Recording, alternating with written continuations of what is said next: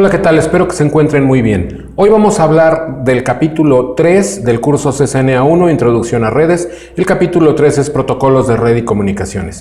Hoy en particular vamos a hablar acerca de la parte 2 de 3 del capítulo, y esta parte 2 de 3 habla de protocolos y estándares que gobiernan las comunicaciones en red. Bienvenidos.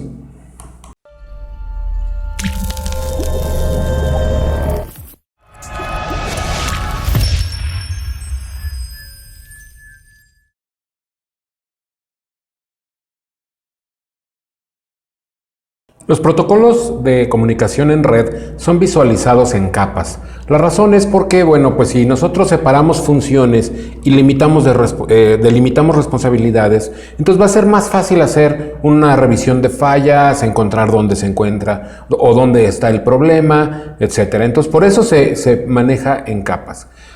Ya dijimos en el video anterior que un protocolo de comunicación es un conjunto de reglas que se ponen para ver quién habla primero, después, etcétera, etcétera. ¿Ok? Bueno, pues aquí empezamos a visualizar este asunto como un asunto de capas, en donde, por ejemplo, aquí tenemos una capa de contenido. Aquí, por ejemplo, el mensaje es ¿dónde está el café? Y aquí abajo se establecen las reglas de comunicación. Podríamos decir que esta sería una capa de reglas, ¿no? En donde esas reglas que se establecen son, por ejemplo, que se utilice un lenguaje común para que podamos entendernos cuando nos pidamos el café, que esperemos nuestro turno para hablar, que avisemos cuando terminemos de servirnos el café o algo así, por ejemplo, ¿no? Y por otro lado, pues tenemos aquí una capa física. Esta capa física, pues es el medio de transmisión en el cual yo te voy a dar el mensaje de dónde está el café. ¿Ok? Esto se parece mucho a las comunicaciones en red, o cómo visualizamos las comunicaciones en red, porque pues también en las comunicaciones en red la capa más baja es la capa física, en donde se encuentran los medios de transmisión, y la capa más alta o la capa lógica, la capa de aplicaciones, es también muy similar a esta capa que se menciona como capa de contenido. Algunos de los protocolos comunes son, por ejemplo, HTTP, que sirve para abrir páginas web, por ejemplo, TCP, que sirve para definir el control de flujo, por ejemplo, de cómo debe de fluir la información en el medio de comunicación, IP, por ejemplo, que define direcciones de Internet a través del mundo, y pues cada una de estas capas cada uno de estos protocolos trabajan en diferentes capas, ¿no? En este ejemplo podemos ver que hay un previo acuerdo. Por ejemplo, este amigo que se encuentra sentado en esa terminal manda un mensaje al router para ser enviado al server. En otras palabras, como el destinatario es el server, pues se trata de una petición de algo, ¿no? Tal vez abrir una página web. Entonces, esa petición se manda con un cierto formato, el router recibe y dice, yo puedo reenviar ese mensaje porque yo entiendo el protocolo IP versión 4, que es el que tú usaste para mandarme el mensaje. Este router es capaz de enviar este mensaje a este otro router, y a su vez este router, como también habla el protocolo de IP versión 4, es capaz también de hablar con el siguiente equipo o con el server. En esta imagen tenemos más claro que diferentes protocolos trabajan en diferentes capas. Vamos a ver aquí como por primera vez lo que es el modelo TCP/IP. El modelo TCP/IP tiene una capa de acceso a red. Esa capa de acceso a red es una capa en donde se encuentra prácticamente todo lo físico, la definición de los cables, del grueso, del cobre, etcétera, ¿no? Más adelante voy a dar más detalles de cada capa. La capa de Internet es la que se encarga de encontrar los caminos entre diferentes sitios. La capa de transporte se encarga del control de flujo y otras cosas, y la capa de aplicación se encarga de definir las comunicaciones entre los equipos, pero en función de el formato a nivel de peticiones, de páginas web, etcétera. ¿Ok? Fíjense cómo cada uno de los protocolos que ya he ido mencionando están en diferentes capas. Protocolo HTTP, que sirve para abrir páginas web, se encuentra en la capa de aplicación. El protocolo TCP, que repito sirve para control de flujo y otras cosas, se encuentra en la capa de transporte. El protocolo IP, que sirve para encontrar caminos y encontrar sitios al otro lado del mundo, se encuentra en la capa de Internet. Y finalmente Ethernet, que define todo lo que son señales de transmisión, voltajes, cables, etcétera, está en la capa de acceso a red. Es común que cuando hablemos de protocolos hagamos referencia a suites de protocolos, conjuntos de protocolos, familias de protocolos, por un lado. Y por otro lado también están estándares de la industria. Fíjense, aquí tenemos en esta imagen, tenemos lo que son las capas que mencioné hace un momento, las capas del modelo TCP/IP. Para cada capa del modelo de TCP/IP existe un conjunto de protocolos, de diferentes protocolos. Por ahora hablemos de estos protocolos como si se tratara de idiomas, ¿ok? Diferentes idiomas o diferentes propósitos de diferentes cosas que queremos hacer en cada capa. Pero también existen estándares en donde esta es una familia de protocolos, por ejemplo, los protocolos que se utilizan dentro de la familia TCP/IP, ¿ok? Los protocolos que se utilizan dentro de la familia ISO. Los protocolos que se utilizan dentro de la familia AppleTalk, que es propietario de Mac y de toda esa marca. Novell Network es otros protocolos que existían antes, ¿no? Y si ustedes se fijan, para cada uno de ellos tienen sus diferentes protocolos, que tienen principalmente las mismas funciones, que tienen los mismos usos, pero que son de diferentes familias, de diferentes fabricantes, de diferentes estándares. ¿Ok? Y fíjense bien, aquí a nivel de la capa de acceso a red, tenemos Ethernet, que es una tecnología que se utiliza para la red LAN, para la red de área local. Tenemos PPP o Point-to-Point Protocol para enlaces seriales, para enlaces de tipo WAN. Tenemos Frame Relay, tenemos ATM y WLAN, que son diferentes estándares de la industria, todos ellos para brindar comunicación y acceso a red desde la capa de acceso a red, desde luego. Entonces, ¿qué es lo que se usa hoy en día? Pues lo que se usa hoy en día es esto. Todo esto es lo que principalmente utilizamos todos los días, en todos lados, en nuestro teléfono, en nuestra tablet, y si estamos aquí o viajamos a Malasia, ¿ok? Muy bien. Bien, algo interesante que podemos mencionar aquí dentro de los estándares y todo esto es el protocolo IP versión 6. El protocolo IP versión 6 pues surgió porque el protocolo IP versión 4, que nos brinda direcciones para conectarnos, pues ya se estaba agotando, se estaban acabando las direcciones IP a lo largo del mundo. Y no porque hubiese tantas computadoras y tantos dispositivos conectados a la red, sino en realidad se estaba acabando IP versión 4 porque las direcciones IP se repartieron en el mundo de manera muy inequitativa, se repartieron de manera irresponsable. Entonces se estaban desperdiciando muchísimas y prácticamente ya no eran suficientes para conectar y albergar a todos los dispositivos conectados en el mundo. Entonces se empezó a investigar acerca de cómo desarrollar un protocolo que nos brindara una cantidad más grande de direcciones y se empezó a trabajar a nivel mundial en el protocolo de IP versión 6. Ok, IP versión 6 pues tiene ciertas características, todavía no vamos a entender muchas de ellas, pero lo principal que puedo decirles es que en IP versión 6 tenemos una cantidad de direcciones enorme, o sea, se dice que cada metro cuadrado del planeta podría tener tantas direcciones como las tiene hoy Internet, por ejemplo. Se dice que hay más direcciones IP que átomos en la superficie terrestre, ¿no? Claro que algunos de estos comparativos suelen ser un poco exagerados, pero de verdad es una cantidad de direcciones IP que no se va a acabar en mucho tiempo. Una de las fechas interesantes es que en junio 8 del 2011 sucedió a nivel mundial que muchas empresas como Google, Facebook y Yahoo participaron en un día de implementación de IP versión 6. Otras 1000 compañías grandes a nivel mundial hicieron un trial. Empezaron a configurar IP versión 6 en sus equipos que comunicaban en la red a nivel mundial.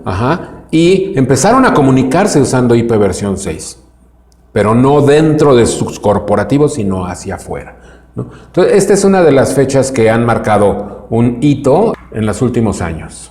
En esta imagen tenemos un poco más de los protocolos que pueden usarse a nivel de cada una de las capas del protocolo o de la familia de protocolos TCP/IP. Por ejemplo, DNS o Name System, Domain Name System, es un protocolo que sirve para poder asociar nombres de páginas, por ejemplo, de sitios web, de servidores, etcétera, a una dirección IP. Que sea equivalente, por ejemplo, que cisco.com sea siempre una dirección IP fulanita de tal, ¿ok?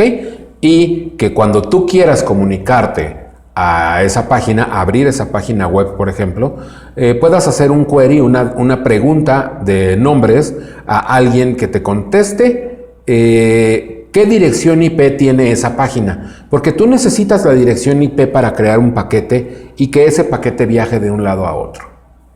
Están otros protocolos como DHCP, que sirve para asignar direcciones automáticamente a los hosts que se comunican a la red. BootP es su predecesor. Están los protocolos de email para enviar email, pues algunos de ellos son Simple Mail Transfer Protocol o Post Office Protocol, que sirven para correo. Estos son un poquito más viejitos. Hoy en día se utiliza más IMAP.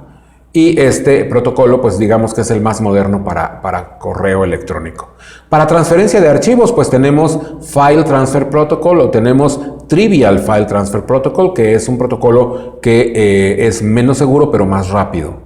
Y tenemos para web el protocolo HTTP. Todos estos protocolos que acabo de mencionar se encuentran en la capa más alta, que es la capa de aplicación. Ojo, esas aplicaciones, todas las funciones que hacen, que desempeñan, que desarrollan, solamente están delimitadas a esa parte, a la capa de aplicación. Vamos a tener a esa capa, a ese nivel, aplicaciones cliente, por ejemplo, mi navegador, mi Firefox, por ejemplo, y vamos a tener aplicaciones servidor. El servidor va a tener un programa corriendo que está esperando a que tú le pidas cosas. Entonces, tú desde tu cliente Firefox vas a abrir una página web, tu cliente le va a pedir la página al server, el server va a contestar con la página, te la va a entregar y tú la vas a poder desplegar en tu pantalla, ¿ok? Todo eso ocurre a nivel de la capa de aplicación. Después, tenemos la capa de transporte. En la capa de transporte existen dos protocolos, el protocolo UDP y el protocolo TCP. Más adelante vamos a tener un capítulo completo para hablar de estos dos protocolos.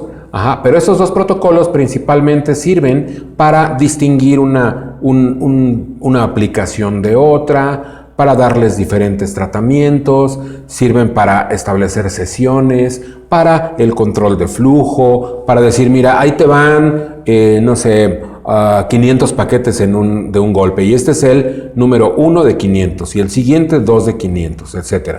Y que tú puedas decirle, por ejemplo, al equipo que te está mandando información, oye, ¿sabes qué? Que no me llegó el paquete 234 de tus 500, vuélvemelo a enviar, por favor. Y el equipo que está transmitiendo te vuelve a enviar un repuesto de ese paquete. Todas esas cosas ocurren en la capa de transporte. Más adelante vamos a entrar en detalles en otro capítulo. Después está la capa de Internet. En la capa de Internet hay varios protocolos. Esta capa pues se encarga principalmente de encontrar caminos para, por ejemplo, que tú tecleas una dirección de una página que se encuentra en Hawái, ¿cuáles routers vas a brincar para llegar a Hawái? Eso se determina en esta capa. ¿Ok? Por ejemplo, aquí tenemos protocolo IP versión 4 o IP versión 6, que es el que me brinda direcciones. Tenemos aquí, por ejemplo, NAT para poder utilizar direcciones privadas hacia adentro de nuestras redes y direcciones públicas hacia afuera y hacer una conversión entre ellas cuando comunicamos en red. El Internet Control Message Protocol o ICMP, pues es un protocolo que sirve como soporte a IP, en donde, por ejemplo, si tú quieres abrir una página que está del otro lado del mundo y esa página está caída, que haya algo que te indique, oye, ¿sabes qué? Que el server está inalcanzable o el server sí lo alcanzo, pero se está tardando mucho la respuesta y que eso me permita que salgan mensajes cuando yo me estoy comunicando que me indiquen lo que está pasando. Para eso sirve ese tipo de protocolos como ICMP. Y por otro lado, los protocolos de enrutamiento que están en la misma capa. OSPF, por ejemplo, EIGRP, está ISIS, está BGP, hay muchos protocolos de enrutamiento. ¿Para qué sirven? Sirven para que los routers entre sí se comuniquen y se den a conocer unos a otros su conocimiento acerca de la red. Yo conozco la red A, B y C. Mi router vecino conoce la red F, G y H. ¿ok? Él me va a anunciar la red FGIH para que yo la conozca. Yo le voy a anunciar a él la red ABC que yo conozco y de esa manera ambos vamos a conocer la red ABC y la FGH, ¿ok? De esa forma todos conocemos todas las redes y cuando alguno de nuestros usuarios quiera llegar a la red F ya sé por dónde irme. Para eso sirven los protocolos de enrutamiento. Muy bien. Ahora, a nivel de la capa de acceso a red, pues ahí es donde se encuentra todo lo físico. Address Resolution Protocol es un protocolo que funciona ahí porque yo puedo saber la dirección IP, pero a lo mejor no sé la dirección física, la dirección MAC, y yo necesito ambas. Ahorita vamos a ver por qué necesito ambas, pero yo necesito dos direcciones, entonces yo mando una petición en la red y pregunto, hey, quiero comunicarme con la dirección IP fulanita de tal. ¿Alguien me puede decir por favor su dirección física? Porque la necesito para construir mi paquete, mi trama. Y el equipo que tiene esa dirección me va a contestar, aquí está mi MAC address, úsala. ¿Ok? PPP es un protocolo también de capa de acceso a red, es Point-to-Point Protocol y me sirve para enlaces punto a punto, de aquí a Hawái, por ejemplo, que haya un enlace directo de aquí a allá, aunque físicamente ese enlace puede ser de repente un segmento fibra, un segmento cobre, otro segmento inalámbrico o como sea. Desde el punto de vista conexión WAN o lógico, pues a mí no me interesa, yo de aquí hasta allá tengo un enlace punto a punto y voy a hablar contigo bajo esos términos, ¿ok? Entonces eso vendría siendo pues el protocolo PPP que también está en esta capa de acceso a red. Protocolo Ethernet, que es el más utilizado a nivel mundial para redes LAN. Y bueno, también están aquí los drivers de las interfaces, están los programas que controlan las interfaces de red, está pues todo lo que define Wi-Fi, todo lo que define Bluetooth, todo lo que define los voltajes que se van a transmitir en los cables de red, de cobre, y toda la definición, diámetros de cables, tipos de conectores, materiales, aleaciones metálicas que componen conectores, que componen cables, etc. Todo lo que es físico está definido aquí. Este es uno de los conceptos más importantes del capítulo, el encapsulamiento. ¿En qué consiste el encapsulamiento? Vamos a ver. Voy a tratar de hacer aquí un esquema, me cuesta un poco de trabajo dibujar con esta cosa, pero bueno, vamos a tratar. Hemos estado hablando de las diferentes capas del modelo TCP/IP. Tenemos la capa de aplicación, tenemos la capa de transporte, la capa de red y la capa de acceso a red, ¿ok? Muy bien, son esas cuatro capas. Ya dijimos que en cada capa trabajan ciertos protocolos. Imaginemos que vamos a mandar un email. Ese email yo lo construyo en un cliente de correo. Por ejemplo, en HTTP. El caso es que yo voy a construir un correo electrónico en una aplicación, en mi aplicación cliente HTTP o en mi aplicación cliente correo, ¿ok? Pero a ese email le voy a poner como attach un archivo de Word, ¿ok? Ese archivo de Word no puede viajar, es un archivo grande, no puede viajar completito en el enlace. Entonces tiene que venir algo que se conoce como segmentación. El paquete se tiene que partir en pedacitos llamados segmentos, ¿ok? Y en ese segmento que voy a marcar en este momento aquí, fíjense, ese segmento va de aquí hasta acá, ¿ok? Esa información se pasa a la capa de transporte y en la capa de transporte se va a segmentar. Va a partirse en pedacitos y a cada pedacito se le va a poner un encabezado, un header.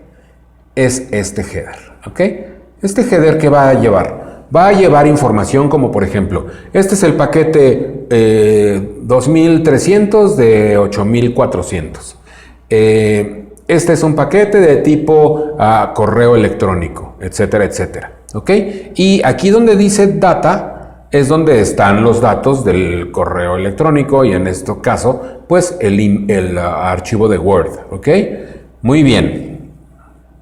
Voy a tomar otro color de aquí. Este PDU o Protocol Data Unit se llama segmento. Ese segmento pues se llama así porque se partió en segmentos la información y se le agregó un encabezado de TCP. Ese segmento se tiene que meter, digamos, como cuando hacemos una carta y la metemos en un sobre y en ese sobre le ponemos direcciones, ¿ok? Dirección de origen y dirección destino. Igual, este segmento se tiene que meter en un paquete IP. El paquete IP es de aquí hasta acá, fíjense. Todo esto es el paquete IP, ¿ok? Ese paquete IP lleva, aparte de que lleva los datos y lleva también el encabezado de nivel de capa de transporte, todo esto, la capa de red lo ve como datos. Ajá. Y además la capa de red le tiene que meter su propia información de protocolo. Ajá. ¿Cuál es la dirección IP de origen? ¿Cuál es la dirección IP de destino? Si el paquete es urgente o no es urgente. Y otra información. ¿Ok? Pero el caso es que a nivel de la capa de red, los routers van a encontrar un camino de por dónde se tiene que ir el paquete para llegar a su destino, pero además le van a poner su información de su propia capa. ¿Ok? Pero para que esto pueda enviarse, tiene que mandarse antes al siguiente salto. ¿Quién es el siguiente salto? Bueno, pues en mi caso, mi router es el siguiente salto. A pesar de que la dirección de destino esté en Sudáfrica, de cualquier modo el siguiente salto es mi router. ¿Ok? Entonces tengo que construir una cosa que se llama trama, y en esa trama le voy a pegar la dirección de destino del router y le voy a poner mi propia dirección física. No la dirección IP, sino la dirección de mi tarjeta de red. ¿Ok? Y además, acá atrás en un tráiler, en una colita, le voy a pegar información para que el router, cuando reciba mi trama, pueda revisar que esté correcta. Simplemente como un mecanismo de control de error. ¿Ok? En ese momento ya andamos en que la capa de red le pasó a la capa de acceso a red esta información ya en un formato de trama. ¿Ok? A este proceso se le llama encapsulamiento. ¿Qué va a pasar cuando esta trama llegue al router? Bueno, pues el router va a desenvolver esa trama, le va a quitar los encabezados de físicos de la trama y va a agarrar el paquete IP y lo va a revisar. El paquete IP le va a revisar su encabezado de direcciones IP, etcétera, y en base a esa información lo va a reenviar. Y ese paquete va a ir así, de aquí hasta Sudáfrica, ¿ok? Y en Sudáfrica, cuando esta información le llegue al destinatario, va a deshacer todo el proceso, lo va a hacer inverso, desencapsular, hasta que se quede con los datos. Y va a hacer lo mismo con todos los paquetes que le lleguen y va a ensamblar esos datos y va a reconstruir el archivo de Word. Así es como funciona el proceso de encapsulamiento. Bueno, pues en un principio, cuando las comunicaciones en red empezaron a ocurrir, cada marca, cada país, cada entidad tenía su propio concepto acerca de lo que debía ser una red o una comunicación en red. Entonces sucedía en esos tiempos que, pues, por ejemplo, la Universidad de California en Los Ángeles construía una red y utilizaba sus propios chips y sus propios protocolos de comunicación, etcétera. Y mientras tanto, IBM estaba construyendo su propia red que, a final de cuentas, pues, era compatible solamente con los dispositivos de IBM y había un montón de redes en el mundo, pero no eran compatibles entre sí. Entonces empezaron a surgir organizaciones de estándares, de regulaciones, etcétera, que empezaron a sugerir, por ejemplo, que todas las comunicaciones en red fueran así y así y así. Y esto fue con el afán de que todas las comunicaciones en red fueran compatibles y que sí pudiera hablar un equipo de IBM con un equipo de Apple Macintosh y que pudiera hablar un equipo de cualquier otra marca con otra tipo de red. No solamente marcas de dispositivos, sino también marcas de dispositivos de red, de equipos intermedios, de dispositivos finales, etcétera. ¿Ok? Y entonces empezaron a surgir todas estas organizaciones, algunas de ellas pues ya existían y regulaban otras cosas, pero se empezaron a meter en el ámbito de Internet, ¿no? Ok, yo les recomiendo que si quieren saber un poco más acerca de estas entidades, pues se echen un clavado a hacer una búsqueda en Google. Ahorita voy a mencionar algunas de ellas solamente. En cuanto a Internet se refiere, también existen muchas organizaciones que regulan, que sugieren, que proponen, etcétera. Por ejemplo, está la Internet Society, está Internet Architecture Board, etcétera. Y bueno, te recomiendo que investigues un poquito acerca de estas. Sin embargo, te voy a mencionar dos que son muy importantes y que son importantes porque gobiernan un poco cómo nos conectamos a Internet. Por ejemplo, está ICANN. ICANN es Internet Corporation for Assigned Names and Numbers. Este sirve, esta organización realmente se encarga de todo lo que son nombres en Internet, direcciones en Internet y principalmente los nombres de dominios, ¿no? Y muy de la mano trabaja la IANA. IANA es Internet Assigned Numbers Authority, o autoridad que asigna los números en Internet.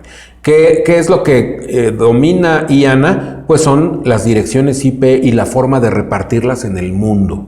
¿Ok? También los nombres de dominio en coordinación con ICANN y también los puertos de TCP/IP y UDP. De TCP y UDP. Tal vez todavía no comprendemos mucho esto de los puertos de TCP y UDP porque todavía no vemos la capa de transporte, pero vamos a ponerlo por ahora en que cada diferente servicio que se presta en Internet utiliza un número identificador que es diferente. Por ejemplo, HTTP para abrir páginas de Internet utiliza un número de puerto 80 mundialmente. Cuando decimos puerto 80 estamos hablando de navegación web, ¿ok? Y así como eso, pues hay otros puertos que identifican, por ejemplo, a la transferencia de archivos, es el puerto 21, por ejemplo, ¿ok? Esos puertos son universalmente conocidos y por eso una organización se encarga de administrar esos números. Muy bien, bueno, pues yo, por ejemplo, si quiero poner una dirección IP en mi dispositivo, en mi server, porque quiero poner un servidor web, a alguien le tengo que pedir esa dirección IP y no se la voy a pedir, no voy a usar cualquiera que yo quiera en el mundo, tengo que pedírsela a alguien. ¿A quién se la voy a pedir aquí en México? Se la voy a pedir a aquí.mx. Ahí es donde yo puedo registrar una página, ahí es donde yo puedo hacer que un servidor mío tenga una presencia mundial y que sea reconocido en cualquier parte del mundo, ¿ok? Las direcciones IP normalmente se las puedo pedir y me las renta mi proveedor de servicios como Telmex, por ejemplo, o como Total Play. Ellos se encargan de rentarme direcciones IP. Pero si quiero registrar que esa dirección IP corresponda a un nombre universalmente conocido, tengo que ir a aquí.mx en México para que mi página sea .com.mx o para que sea .mx en el... También hay organizaciones que gobiernan la parte eléctrica, la parte más física, la parte electrónica. Y, por ejemplo, que definen los estándares de los cables. Para eso tenemos, pues, por ejemplo, la IEEE, Instituto de Ingenieros Eléctricos y Electrónicos. Tenemos la I2T, International Telecommunications Union, Telecommunication Standardization Sector, la I2T. Esta organización también tiene mucho que ver con las comunicaciones en IP. Tal vez te estés preguntando por qué queremos capas en los modelos de red. Y la razón más importante es porque esto nos ayuda para delimitar funciones. Por ejemplo, yo voy a desarrollar un dispositivo, voy a inventar un equipo y ese equipo va a trabajar en una cierta capa, por ejemplo, en la capa de transporte. Si yo sé que las funciones de la capa de transporte son esta y esta y esta y esta, yo voy a delimitar que mi equipo pueda hacer cosas en esa capa. Y no va a ser responsabilidad mía lo que ocurran en otras capas. Es simplemente como para delimitar responsabilidades a la hora del diseño.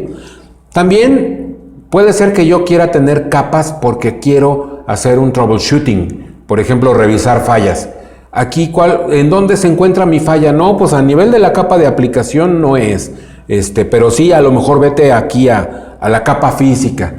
El foquito no está prendido, metí el cable pero no prende el foquito. Pues entonces el problema está en la capa física porque no hay comunicación desde el punto de vista cable. Por ejemplo, cuando estoy revisando fallas puedo decir, a ver, lo primero que voy a revisar es el cable. Está prendido el foquito, está bien el cable y todo, ok, me sigo a la siguiente capa. Las direcciones IP están correctas, sí o no, etcétera. Sí, entonces me facilita la revisión de fallas. Puedo prevenir que cierto cambio de tecnología, actualización de un protocolo, etcétera, me afecte a todo el sistema. Yo puedo a lo mejor hacer una actualización de la aplicación a nivel de la capa de aplicación y todo lo demás sigue perfecto, ¿no? Otra razón por la que yo quiero tener capas es porque a nivel de una misma capa, ambos equipos hablan un lenguaje común. Por ejemplo, si estamos hablando de la capa de transporte, a los dos equipos que se están comunicando lo que les interesa son los puertos, el control de flujo, etc. No les interesan ahí los voltajes, no les interesan tampoco las peticiones de las aplicaciones, no les interesan las direcciones IP, solo les interesa la cuestión del control de flujo, por ejemplo. ¿Okay? Entonces se dividen las responsabilidades, hay un diseño más, una arquitectura más modular, etcétera. En general, por eso queremos tener un modelo de capas.